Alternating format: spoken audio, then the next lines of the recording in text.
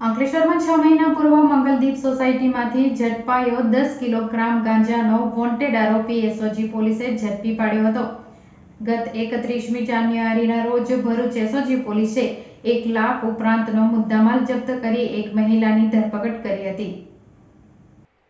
ગત 31મી જાન્યુઆરી 2024ના રોજ ભરૂચ એસઓજી પોલીસની ટીમને અંકલેશ્વરમાં પેટ્રોલિંગ દરમિયાન મળેલી માહિતીના આધારે અંકલેશ્વર તાલુકાના સાળંગપુર ગામની મંગલદીપ સોસાયટીમાં રહેતા જ્યોતિ કુમારીને સ્વિફ્ટ કારમાંથી 10 કિલો ગાંજાનો જથ્થો સાથે ધરપકડ કરી હતી। જો કે જ્યોતિ કુમારીને સાથી વિક્રમ મંડલ ફરાર થઈ ગયા હતા।